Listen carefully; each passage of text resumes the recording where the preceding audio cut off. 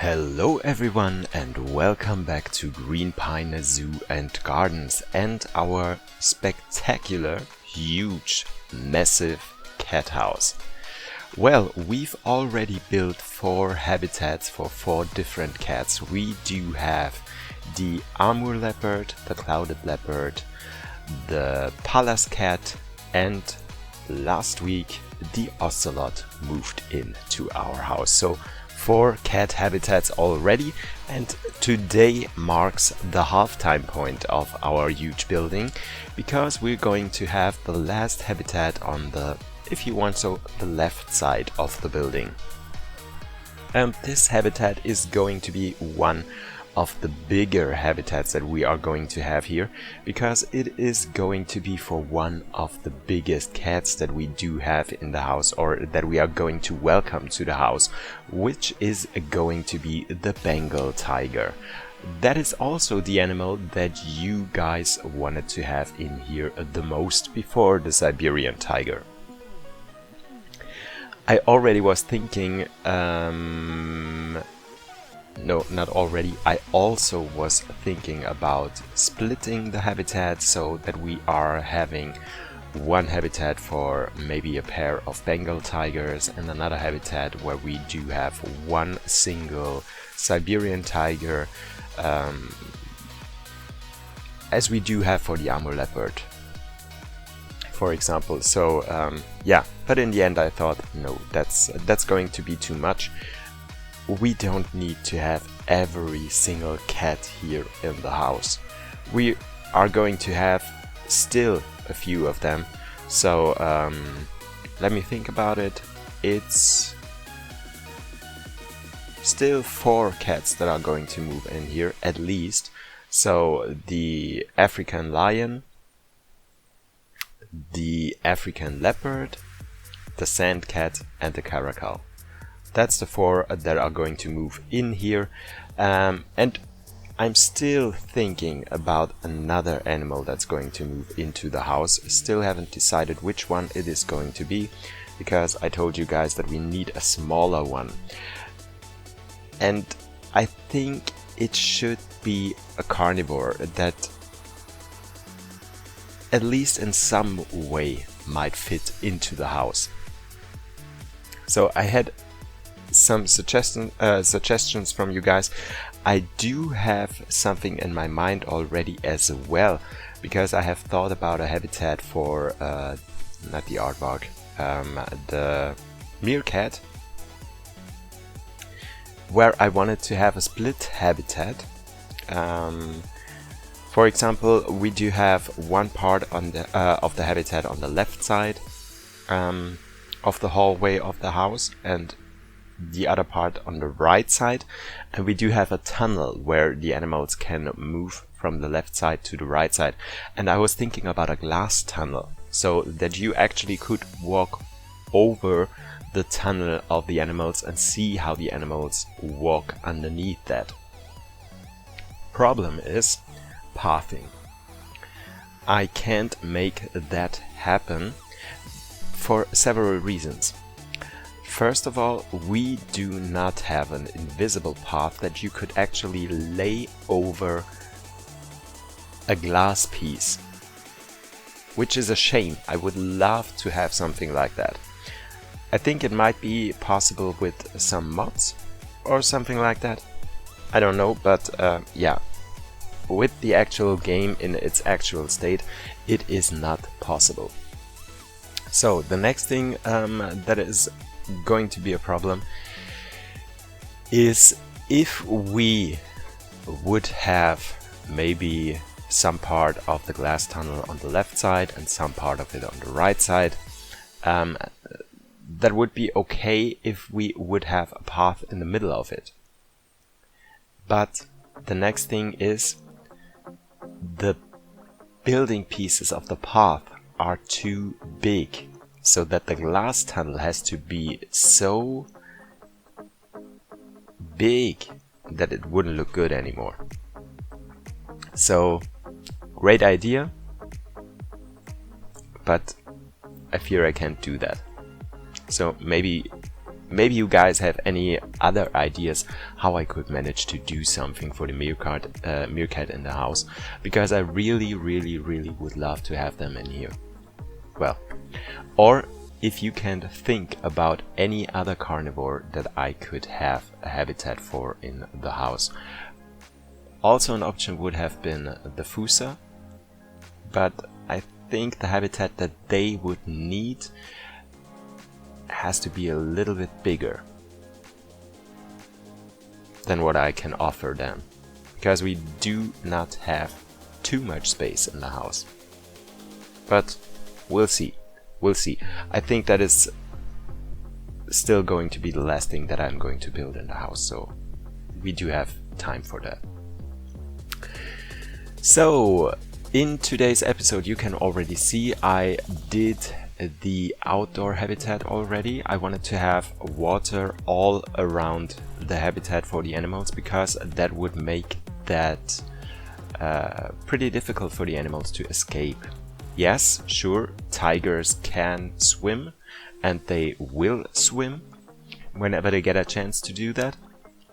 But it is harder for them to jump out or over the barriers when they are in the water, because they don't have the momentum as they do have when they are on land.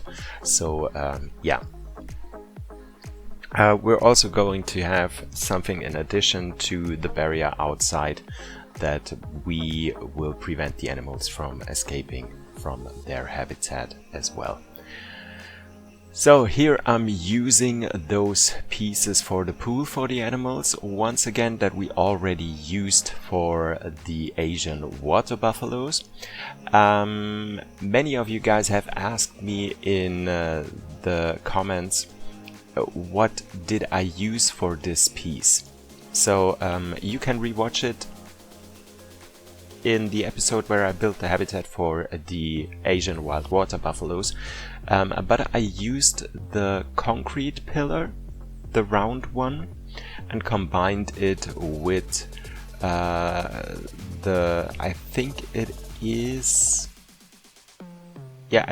is not the concrete wall pieces, but it is the limestone pieces, and I put them in the same color so that everything matches, and therefore you have this this nice shape on the entrance to the water area, and also the flat pieces to cover up your terrain.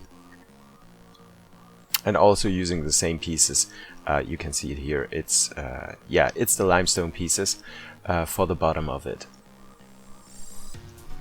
It took me quite a while to create this habitat, and especially this underwater viewing area, where we don't have that much of a deep water space.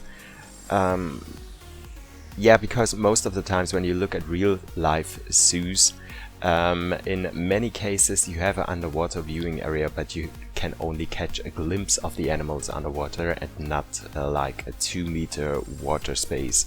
That is very rare to see, and most of the time if you see something like that, it is some kind of an aquarium habitat, or it is a habitat for animals that are most of the times in the water, so like seals, penguins or something like that, or even polar bears sometimes, but especially for big cats, to see something like this is very rare.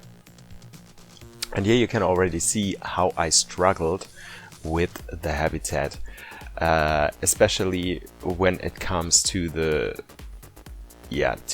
unholy trinity of the game: pathing, barriers and water. So we have to cope with all three of them here. We do have the water area, the underwater viewing area, so we need to have the barriers very close to the path as well.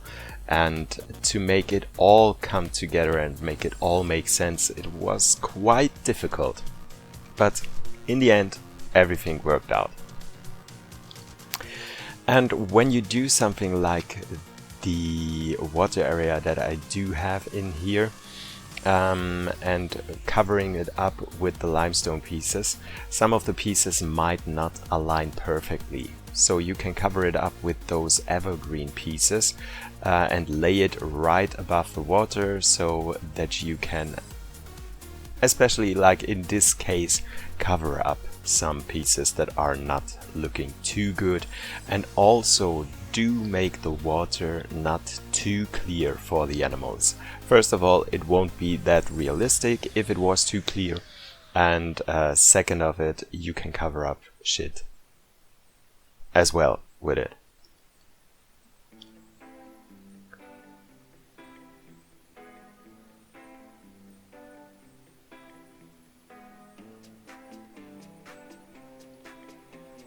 Yeah, the next part was to create the inside. To be fair, I deleted lots of the footage of creating the indoor area because you have seen it so much right now. We created in the same manner as we did for the clouded leopards and the amur leopard, so there's nothing new about that, just copying the things around as well as the roof pieces and stuff like that. So I did cut all of that out. If you want to see how I do that or which pieces I use for it, you can also go back to the episode where we created the habitat for the clouded leopards or the amur leopard, so you can see everything about that, especially for the clouded leopard, because that was the first time, or the first time where I created it. So the roof is done, also the second entrance right here next to the tiger habitat, just coloring the path a little bit. We're not finishing the left side of the house yet. We're going to do that in a later episode, I guess. And I also wanted something like a viewing platform for the underwater area to make it not look that plain. So I decided we're going with the Australian planks right here, and create a nice underground for our viewers. And we're also going to cover it up in a few minutes so that we do have a nice view into the water area for our Bengal tigers. To be completely honest with you, in a few minutes I'm going to add the tigers into the habitat. That's something that I usually don't do in the beginning, or that I don't do as long as I didn't finish the whole habitat, but I decided I needed to do that because I wanted to check out the traversable area for the animals, and also if they can use all those entrance and exit gates into the house, so that I don't have to go back into that at the end of the video. And since I have put the tigers into the habitat, I haven't seen them go into the water, but they can actually reach the water. They can go in there, but they just don't do it. And I don't know why it is that, but yeah, maybe in the next episode we're going to see some tigers swim, but in the end they can use the whole area. They are pretty happy. They are actually in the green, one of the few cats that we do have here that are perfectly fine with the habitat. Yeah, and why wouldn't they be? It is quite a big habitat for two tigers. So here you can see the cover up. And that is something that I did many times in other builds, using those bamboo pieces. I really do love those colorful bamboo pieces. You can make so many nice structures with it, especially when you use the rope pieces to stick them together, and yeah, it looks pretty nice. I have not been the biggest fan of the bamboo pieces in the past, but as I said, I really like how they look, especially when you color them in a darker brown or something like that. It looks pretty cool.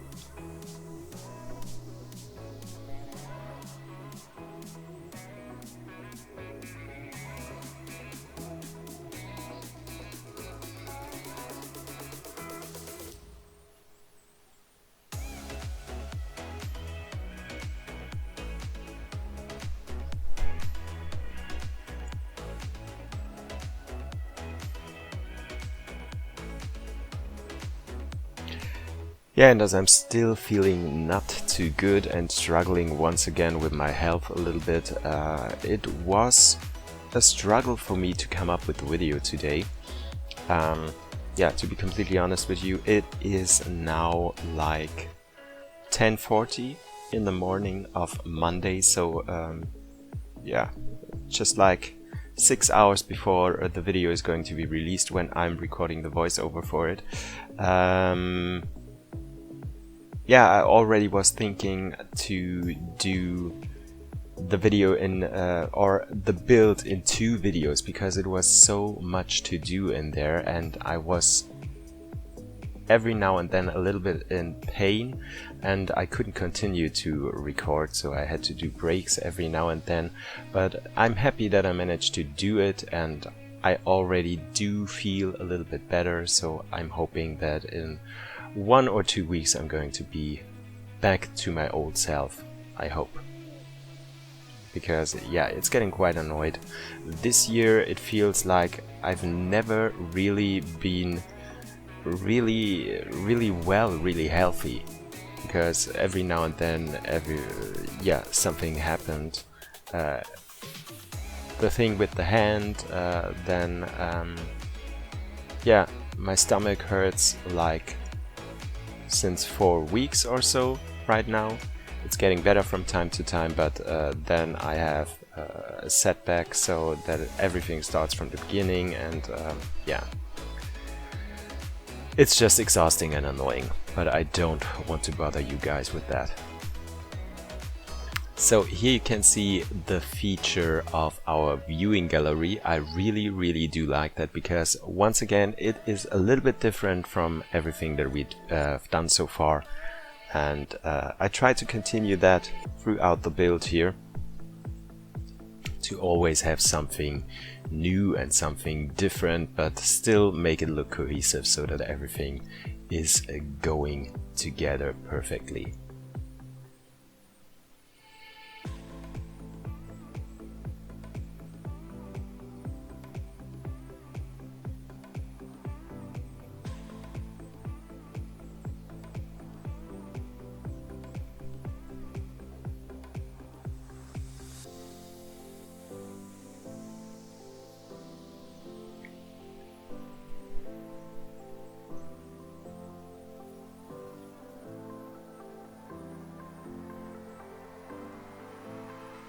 Using a lot of plants once again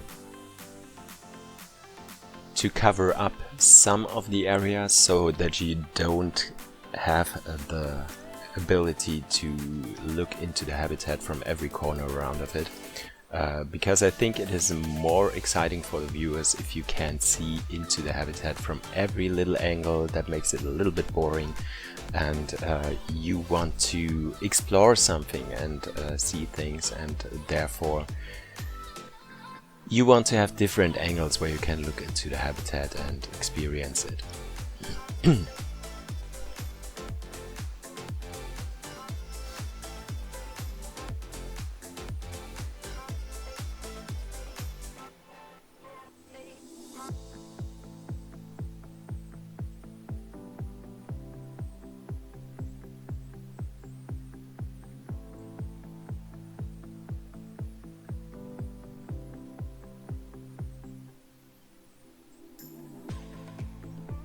Yeah, covering up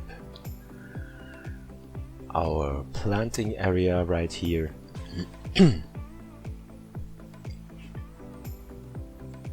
We're going to get rid of the long grass in a few minutes because it is pretty annoying, and I really don't know why I'm not using... Yeah, that's a lie. I really do know why I'm not using the long grass in the game at all, because it's just annoying. And therefore, when I want to have long grass in a habitat, I delete the actual long grass and put some short grass or soil on the floor, and then I'm using the bison grass, because the bison grass does look so much better. Or any other grass that we do have in the game, since the Grassland Animal Pack. Yeah, I just love to use those grass pieces that I can put in as deep into the soil as I want to, and as many as I want to, and not using the brush with the long grass because it's just not very beautiful.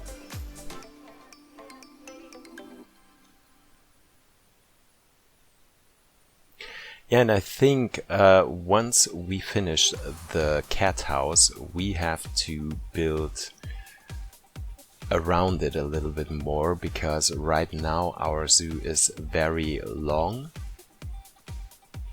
and we have to go and spread it a little bit wider, I think, to make it look nice.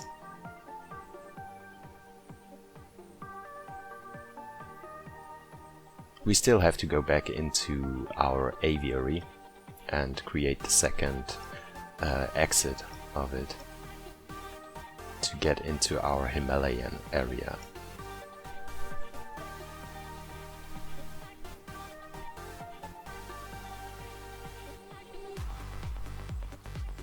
And maybe we are going to have another cat habitat there. I think I talked about this because it would make so much sense when you leave the aviary that you would have on the left side one more aviary style habitat for the snow leopards. That would be pretty cool, I think. And right next to them maybe a habitat for the takin. That would also be very nice, I think. So yeah, I still do have lots of plans for this zoo, and one of you guys mentioned it in one of my German videos. In the last video, I think it was for the DLC zoo, where I built a habitat for the fennec fox. Yeah, because I was talking about a zoo with all of the animals that we do have in the game, which would be pretty cool, but very exhausting because it is so many animals that we do have right now. Yeah, he thought maybe a Greenpine zoo is going towards that. Yeah, and you never know, but I don't think that we are going to have all the animals here in the zoo. I'm just trying to have fun, and as long as I do have fun building this zoo, and as long as performance-wise it is possible to go on with it, then I'm happy to do so. So here you can already see what I was talking about to make it difficult for the animals or impossible for the tigers to escape their habitat. Therefore I used those fence pieces actually to prevent them from climbing out the water area.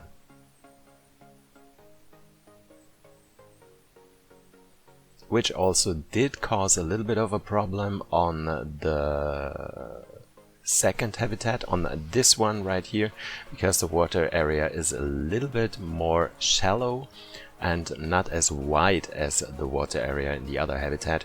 So we have quite some spots where the animals actually could jump over the barriers and escape the habitat.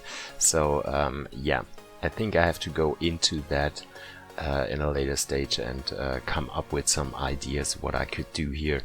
Maybe we could have some actual fence pieces like mesh fence sorry, mesh fence pieces on the outside. I also did to have changed that, because once I had those metal pieces here, the black ones, the tigers were not able to move through the gate there anymore. So that is going to change as well, and that is something that I also have to take care of off screen at some point, so that we make it beautiful and that the animals actually could use that. Here you can see we don't have any problems with the female, because the female is a little bit smaller than the male, but the male one was not able to walk through that gate. So I had to remove all those steel pieces and make the gate perfectly sized for the male as well.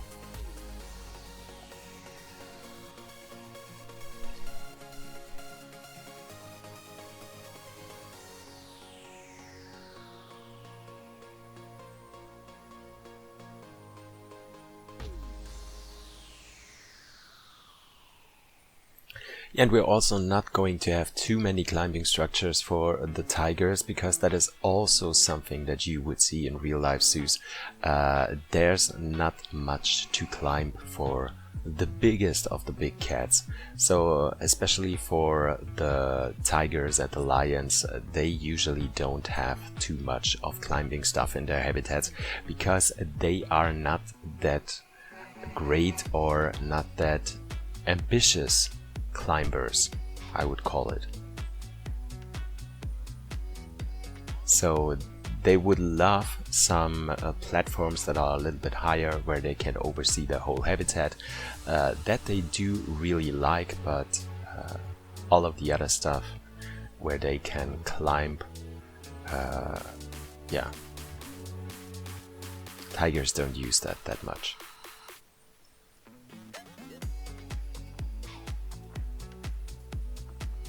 Especially the bigger ones. I think about the Siberian tigers, for example. And I do think also the Bengal tigers don't climb that much.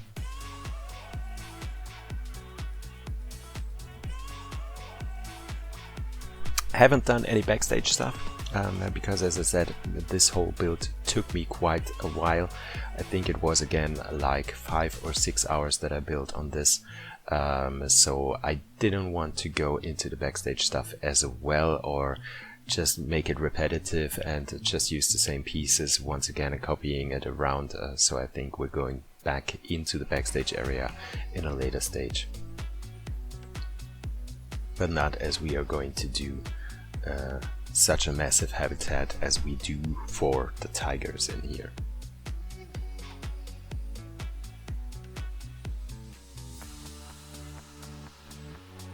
So the last part now is going into the outdoor habitat, having some rocks and foliage in there and make it look nice and good for the tigers. Have some food enrichment items in here and also some toy enrichment items, as well as some platforms for the tigers, some elevated platforms.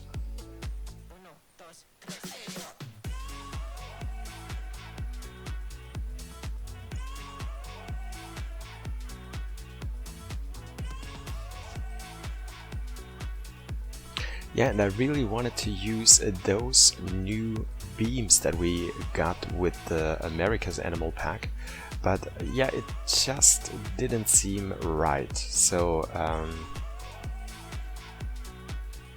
I think I'm going to use them at one point, but I just don't know right now how I'm going to use them, because I was very excited about them, but once I put them into the habitat, I was thinking like, no, doesn't look right. Try something different.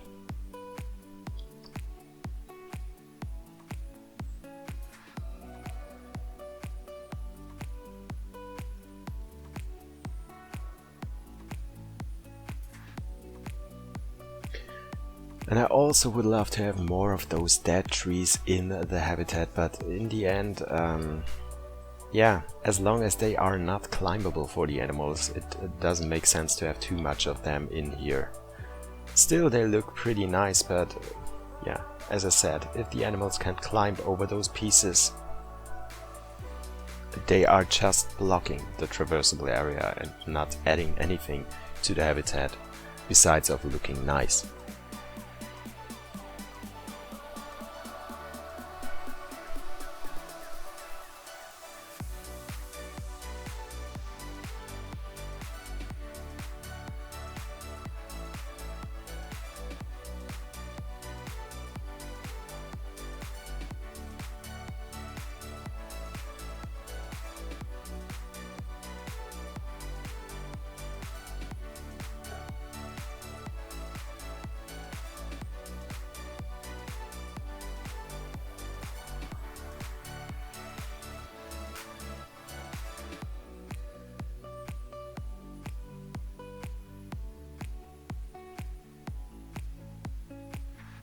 just a few more rocks here and there. And then we might get into the second habitat and make it look nice as well. Oh no, I put some trees and some more plants in here as well. And what you're going to see right now might not make too much sense, because I used this piece here to cover up the tree a little bit and make it not climbable for the animals by using some wooden pieces, which don't make sense, because if you use those wooden pieces, animals that can climb will climb it, so it doesn't prevent the tigers from climbing up into the trees. I don't know if they do that, I don't think they will do that, but yeah, for a fact, if you use wooden pieces around the trees, it would make sense. So it looks nice, it looks somewhat realistic, and adds some parts of realism into the habitat, but yeah, not for tigers.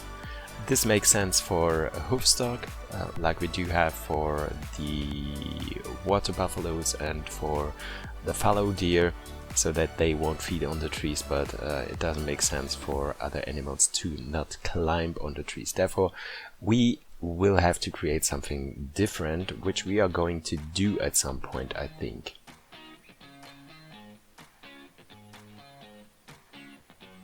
Maybe in the next episode, when I'm thinking about that, we are going to create something that would prevent animals from climbing up all the way into the trees.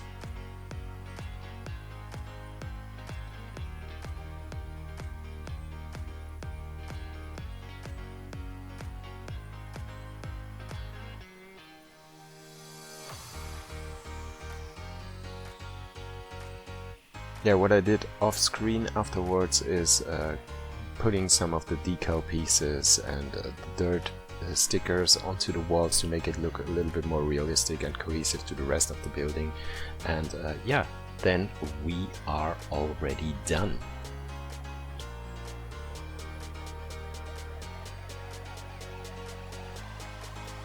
And using those cherry trees, or this dead cherry tree as well, because I know they are climbable and tigers interact with that. And just putting some of the mesh fence pieces on top of our our wall right here to prevent the tigers from jumping over it and walking into the other habitat when they are not allowed to do so. Yeah, and that's it already. We are done for today's episode. I hope you guys did enjoy it. I hope you guys did like the habitat for the Bengal tigers.